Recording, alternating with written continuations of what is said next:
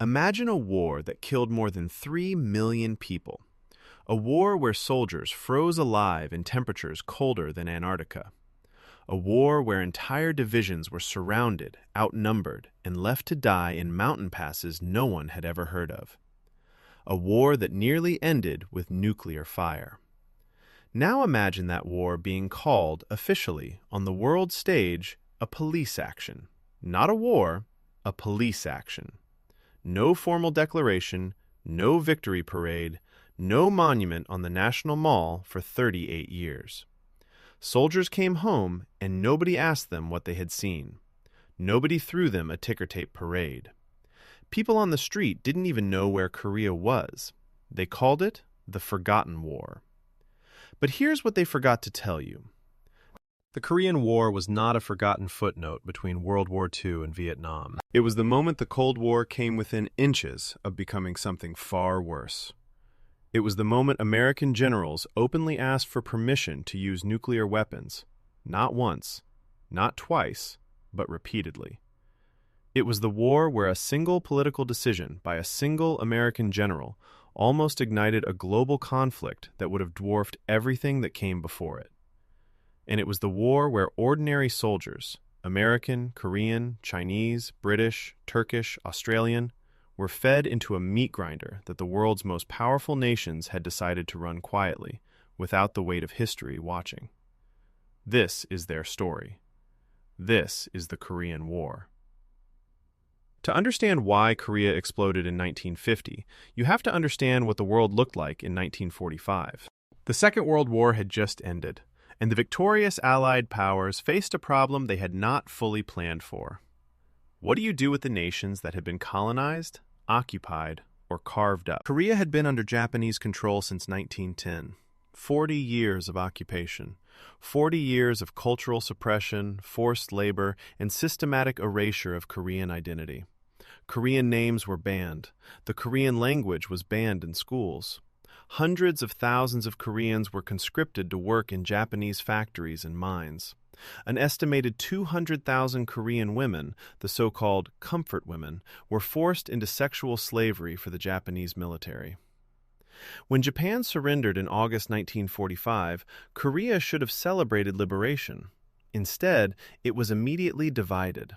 The decision was made in the space of a single late-night meeting in Washington. Two young American colonels, one of them Dean Rusk, who would later become Secretary of State, were handed a map and told to find a convenient dividing line. They chose the 38th parallel. It was a clean line on a map. It meant almost nothing on the ground.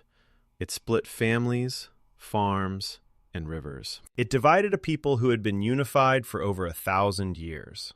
North of the line, the Soviet Union installed a government. South of the line, the United States installed a government. Neither government was chosen by Koreans.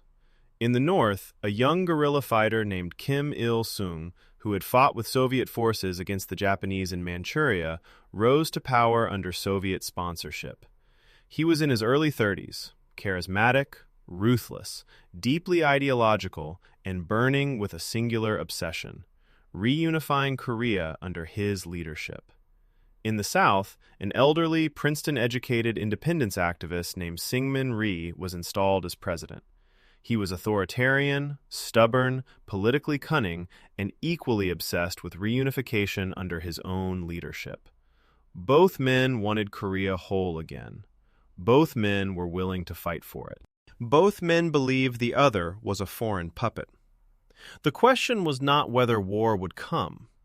The question was, who would fire first? At 4 o'clock in the morning, on Sunday, June 25th, 1950, it began. Without warning, without a declaration of war.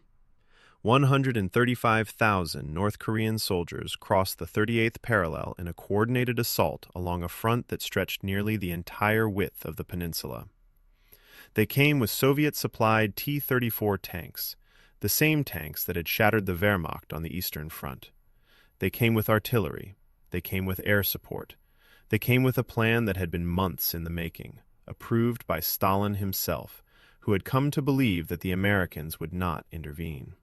The South Korean Army, the Republic of Korea Army, or ROK, was simply not ready. They had no tanks. Their anti-tank weapons barely scratched the T-34s. Their communications collapsed almost immediately. Units broke under the pressure and fled south. Officers who tried to hold the line were overrun. Within 3 days, Seoul, the capital of South Korea, had fallen. In Washington, President Harry Truman received the news and made a decision with extraordinary speed. He would intervene. He would commit American forces. He would take the matter to the United Nations. And because the Soviet Union was, at that moment, boycotting the Security Council over the question of Chinese representation, there was no veto. The UN authorized military action. For the first time in history, an international military coalition was going to fight a war under a United Nations flag. The man chosen to lead it was already a legend. He was 70 years old, imperious, theatrical, and possibly the most brilliant and most dangerous American general of the 20th century. His name was Douglas MacArthur. You need to understand Douglas MacArthur to understand how the Korean War almost became World War III. MacArthur had been a military man his entire life. He graduated first in his class from West Point in 1903. He commanded the defense of the Philippines in World War II, survived a desperate retreat, and made one of the most dramatic promises in military history: "I shall return," before coming back to reclaim the islands in some of the bloodiest island-hopping campaigns of the Pacific War. He accepted the Japanese surrender on the deck of the USS Missouri in Tokyo Bay in September 1945. He had then spent 5 years running post-war Japan essentially as a proconsul, rewriting its constitution, rebuilding its economy, and deciding which Japanese war criminals would hang. By the time Korea began, MacArthur believed, perhaps not entirely without reason, that he had a better grasp of Asia than anyone in Washington.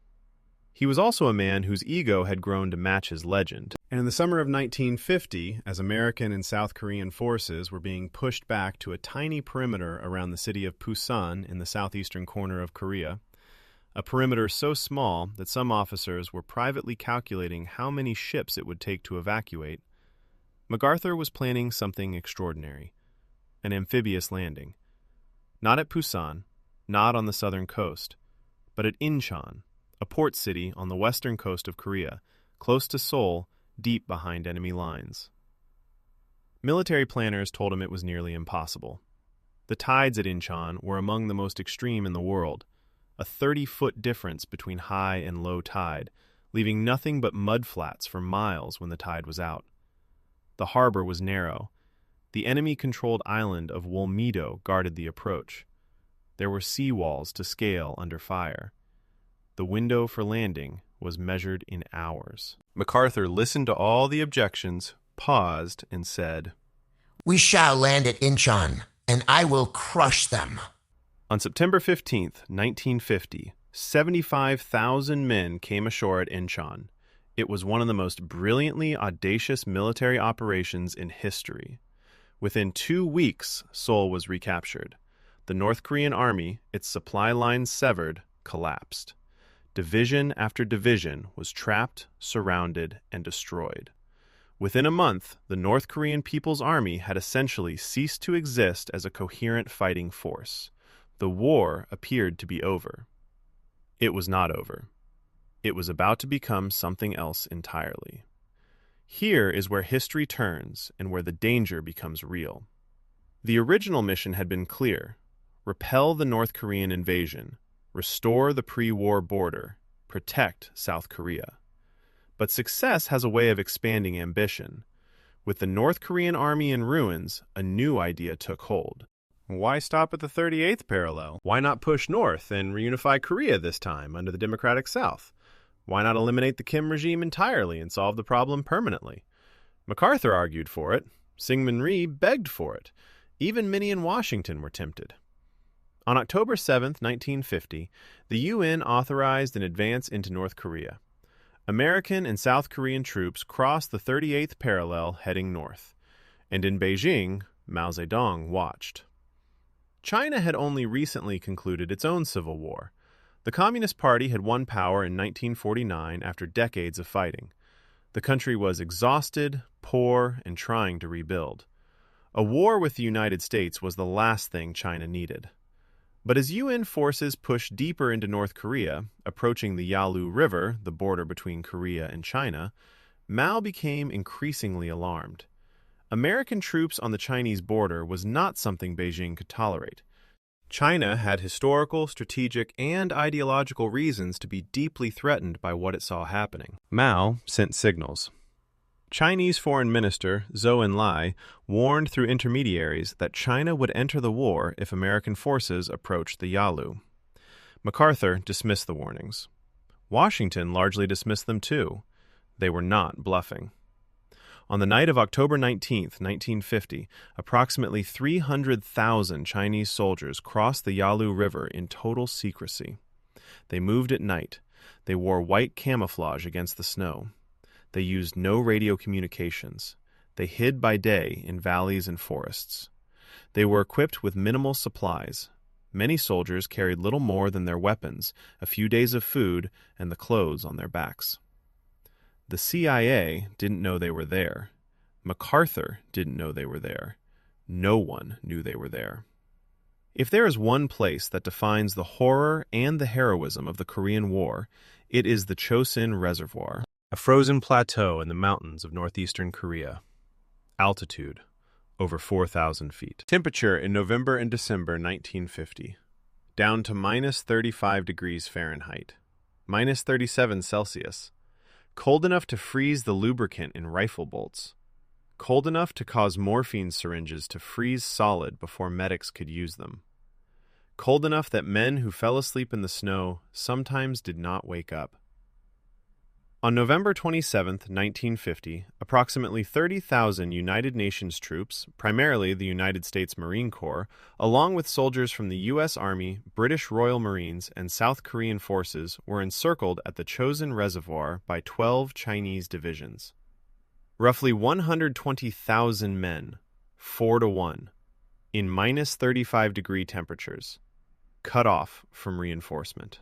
The Marines called it the Frozen Chosin. Later, they would call themselves the Chosen Few. In the decades after the war, the veterans of that battle would have one of the most powerful survivor bonds of any military unit in American history. For 17 days, they fought their way out. The commanding general, Oliver Prince Smith, uttered one of the most defiant lines in military history when a reporter asked him about the retreat. "Retreat, hell. We're not retreating. We're just advancing in a different direction." What followed was one of the most grueling military withdrawals in the history of warfare. Men fought in conditions that made movement almost impossible. Frostbite claimed fingers and toes. Weapons jammed. Vehicles stalled. The Chinese attacked in human wave assaults at night, blowing bugles to signal charges, disappearing into the darkness between attacks.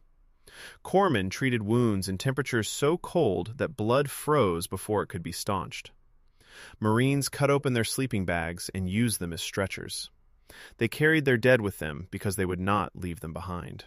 At the Funchilin Pass, a narrow mountain road above a sheer drop, Chinese forces had destroyed a critical bridge. The Marines could go no further. In one of the more extraordinary logistical operations of the war, the U.S. Air Force airdropped prefabricated bridge sections, each section weighing over 2,000 pounds, directly to the pass. Engineers assembled the bridge under fire. The column crossed.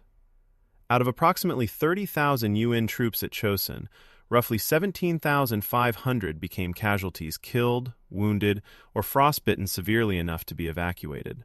The Chinese suffered even more, catastrophically. Estimates suggest 40,000 to 80,000 casualties among the encircling forces. The Marines reached the port of Hungnam. They were evacuated by sea.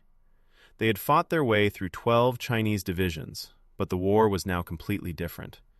The entry of China into the war sent shockwaves through every capital in the Western world. Within weeks, the UN coalition had been pushed back south of the 38th parallel, again.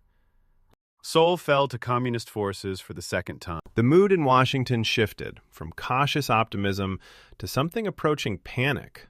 MacArthur was furious. He believed the restrictions placed on him he could not bomb Chinese air bases in Manchuria, could not pursue Chinese aircraft into Chinese airspace, could not blockade the Chinese coast, were strangling the war effort.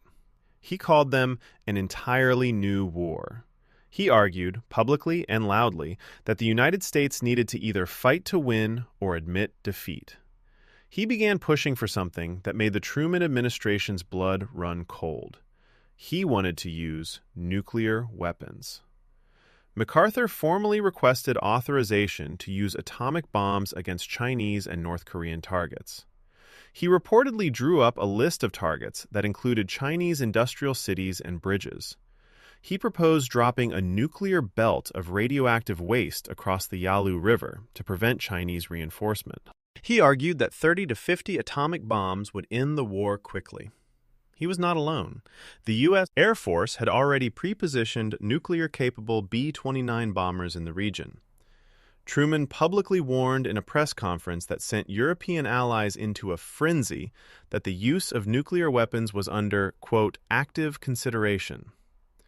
British Prime Minister Clement Attlee flew to Washington immediately.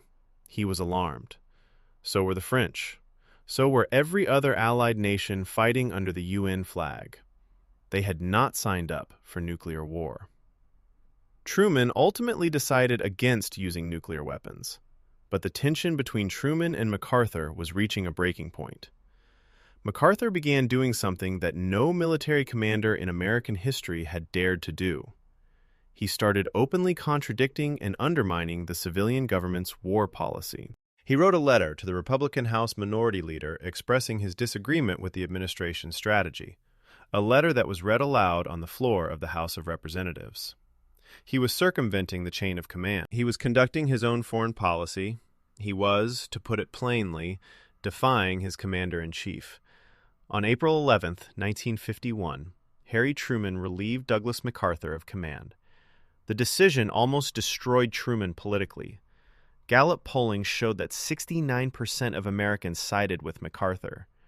When the general returned to the United States, he received a ticker-tape parade in New York, attended by an estimated 7 million people, one of the largest in the city's history. He addressed a joint session of Congress. There were serious discussions about whether he might run for president, but Truman held firm. And in doing so, he established a precedent that still holds. Civilian authority over the military is absolute. No general, no matter how brilliant or famous, can be permitted to conduct war policy on his own terms. MacArthur's farewell speech before Congress is remembered for one line: "Old soldiers never die, they just fade away." Within 2 years, he had faded from the political scene entirely.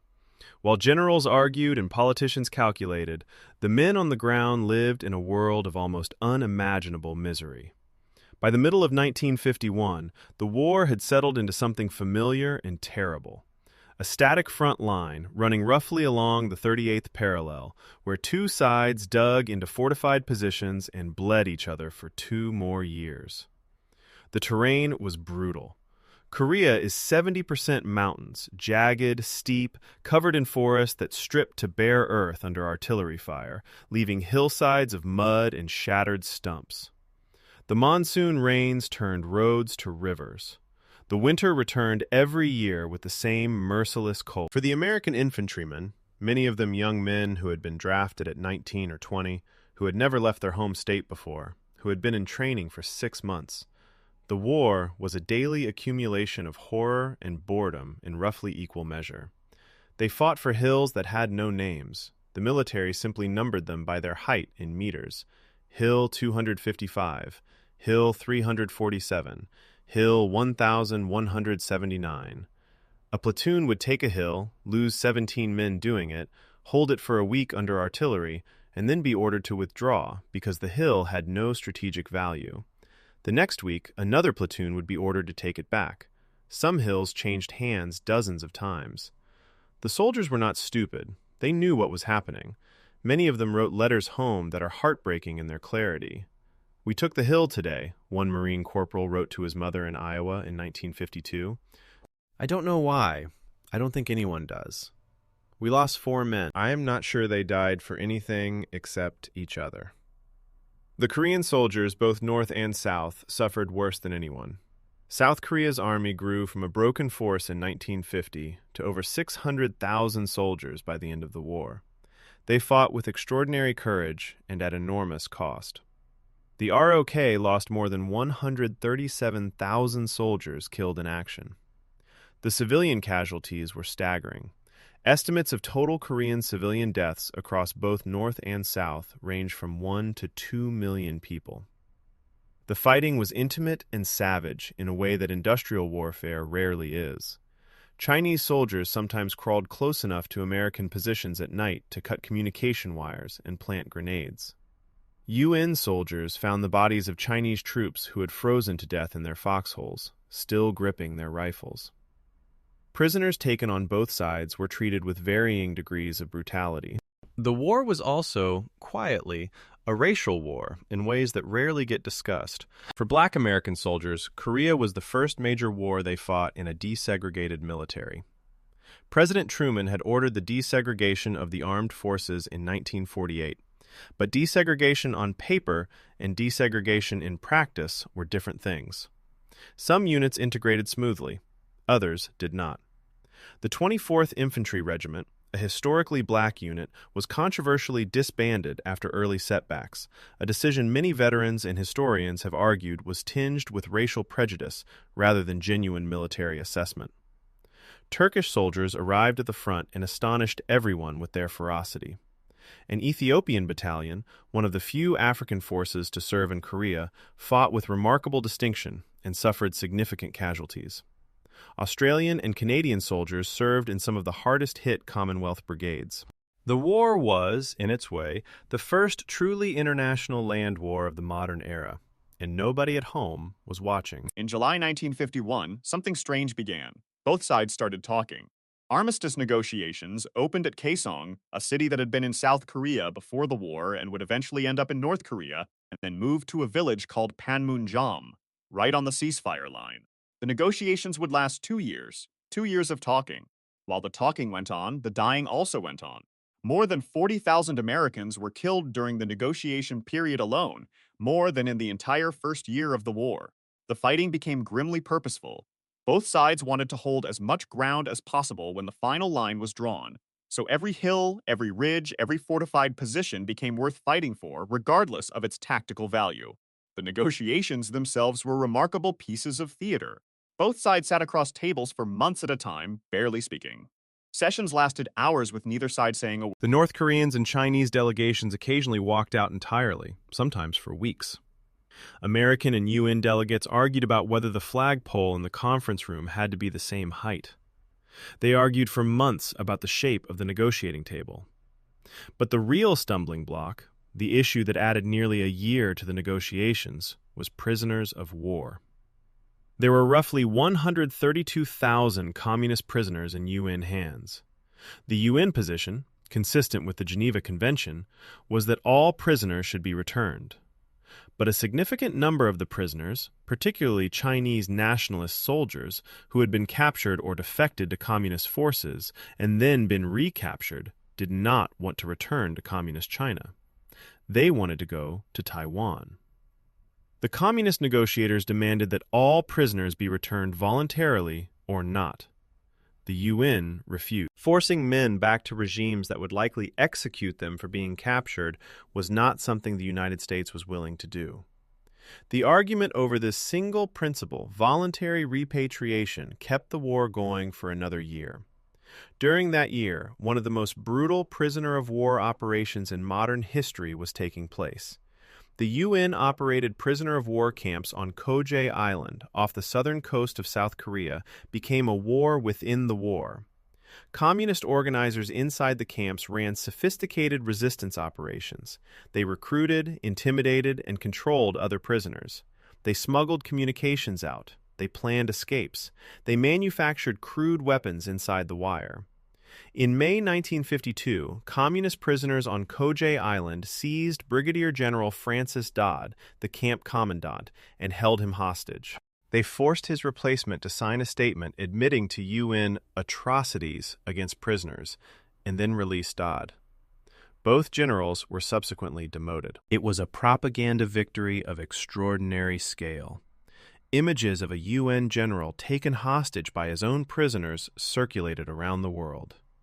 Meanwhile, on the communist side, American and UN prisoners faced conditions that ranged from harsh to horrific. The North Korean treatment of prisoners captured in the early weeks of the war was often murderous. There are documented cases of American prisoners shot in the back of the head with their hands bound. The Daejeon Massacre, the Hill 303 Massacre. Prisoner columns marched north in winter with inadequate clothing and food, with those who fell behind shot where they lay.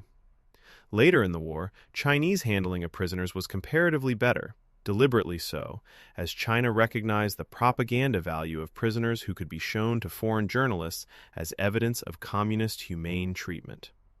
But better is a relative term. American prisoners in Chinese-run camps were subjected to systematic political indoctrination, what the press at the time called brainwashing. Prisoners were pressured to sign confessions, make radio broadcasts, and publicly condemn the war. Some did under duress or coercion. The handful who genuinely converted attracted enormous controversy when the war ended. 21 American prisoners chose not to return to the United States when the war ended. They went to China instead. The shock and shame this caused in America was profound and long-lasting. It fed directly into the paranoia of the McCarthy era. The fear that American soldiers could be psychologically turned against their own country. In the final months of the war, as the armistice negotiations edged toward conclusion, both sides launched some of the largest offensive operations since 1950. The logic was savage but understandable. The final ceasefire line would be based on where forces stood when the shooting stopped. Every yard gained before the armistice was a yard that would belong to you permanently. Every hill taken in the last week of the war was a hill your enemy would never retake. The Battle of the Hook, the Battle of Pork Chop Hill, the Kumsong River Offensive. Pork Chop Hill became famous enough to inspire a Hollywood film starring Gregory Peck. The battle was fought and refought across 5 days in the spring and again in the summer of 1953. American soldiers held a fortified hilltop under unceasing artillery. The Chinese were estimated to have fired 77,000 rounds in a single day and counterattacked through shell craters and collapsed bunkers in hand-to-hand fighting. In the last 2 weeks of the war, with the armistice almost finalized, Chinese and North Korean forces launched a massive offensive against South Korean positions along the Central Front. It was partly a military operation and partly a political message to demonstrate to South Korea, which was furiously resisting the armistice terms, that the war could be continued indefinitely and at enormous Korean cost. South Korean President Syngman Rhee had, in a spectacular act of defiance, unilaterally released 27,000 anti-communist North Korean prisoners, simply opening the gates and telling them to go in an attempt to sabotage the armistice negotiations. He did not want an armistice. He wanted reunification. He wanted the war to continue. The Americans were furious. The move threatened to collapse months of negotiations. Eisenhower, who had replaced Truman as president in January 1953, was forced to send an envoy to Seoul to personally persuade Rhee to accept the armistice. The persuasion included both promises of continued military support and barely veiled threats about what would happen to South Korea if American support was withdrawn. Rhee acquiesced, bitterly. On July 27, 1953, at 10:01 a.m. local time, the armistice was signed at Panmunjom. At 10:01, the guns fell silent. Both sides stayed exactly where they were. 3 years, 1 month, and 2 days after the first North Korean T-34 tanks crossed the 38th parallel, the war ended more or less where it had begun. No territory had changed hands in any meaningful way. No peace treaty was ever signed. The Korean War technically has never ended. Let us stop here before the legacy and simply count. South Korea, approximately 137,000 soldiers killed in action.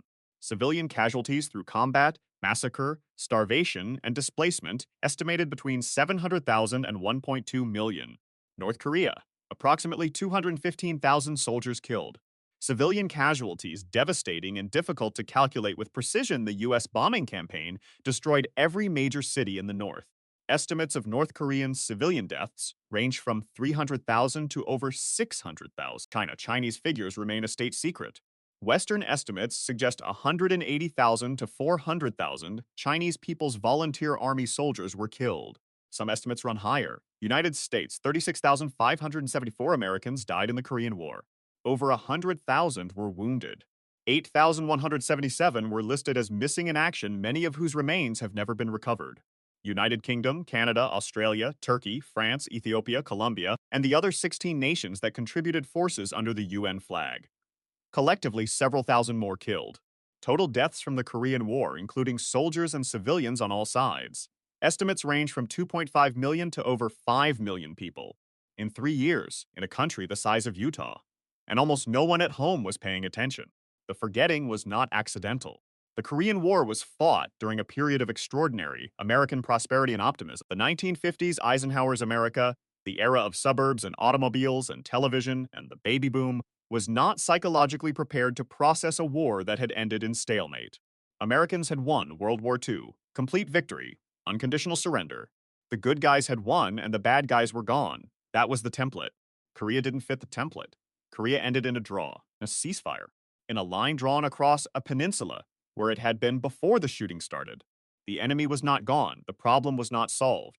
The soldiers came home, and nobody quite knew what to say to them. The government was also subtly not eager to dwell on it.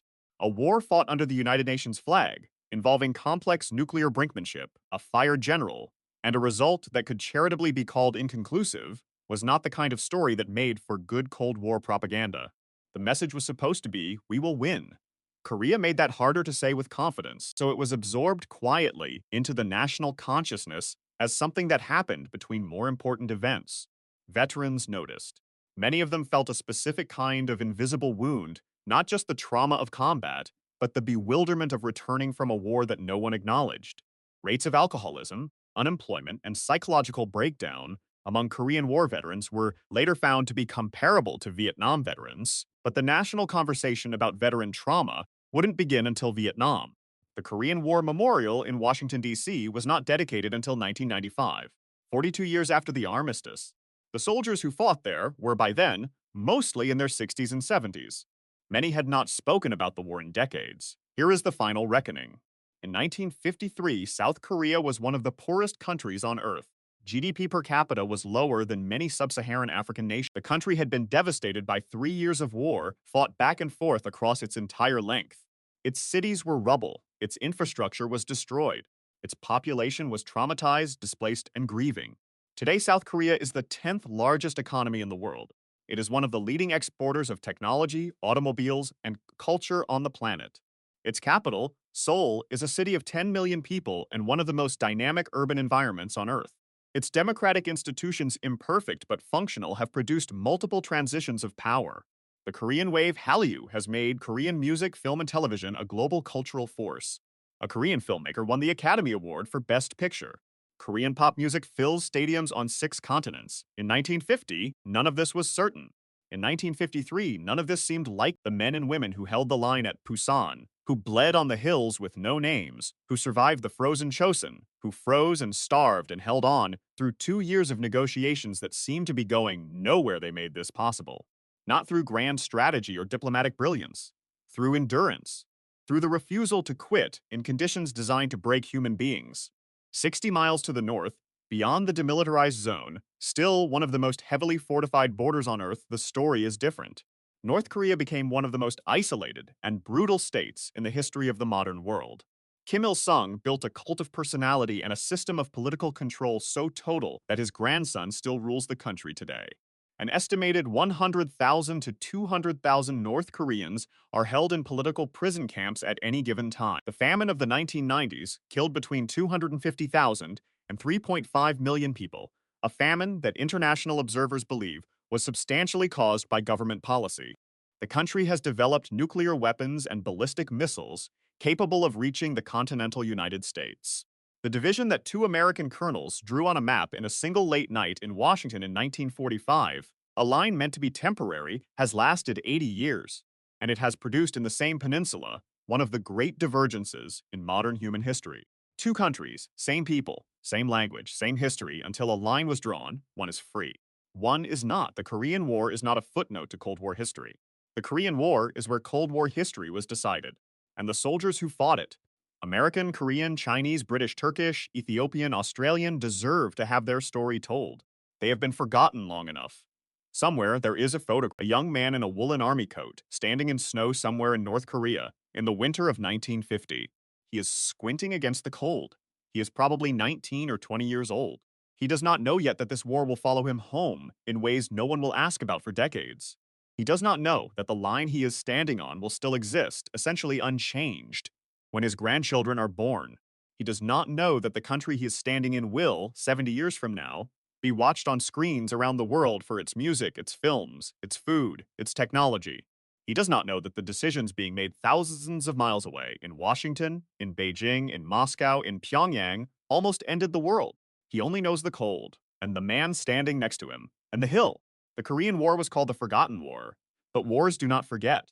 They live in the borders we draw, in the cities we build, in the family split by lines on maps, in the men who came home and never spoke about what they had seen, in the silence between veterans and their children, in the dark patch on the map of the Korean peninsula, at night the north, a void of darkness, the south blazing with light. That contrast is the Korean War's legacy, made visible from space. It is the most eloquent monument the war never got. If this story moved you, if you found yourself thinking about those soldiers in the snow, about the men on both sides of a war the world forgot, then this channel was made for you.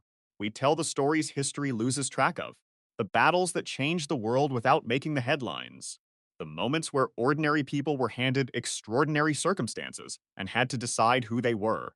Subscribe if you haven't already. Hit the bell. Leave a comment with the part of this story that struck you hardest. I read every. And if you want to go deeper on the Cold War, the nuclear brinkmanship, the proxy wars, the decades of tension that shaped the world we live in today, the next video is already waiting for you. The story is not over, it never really is.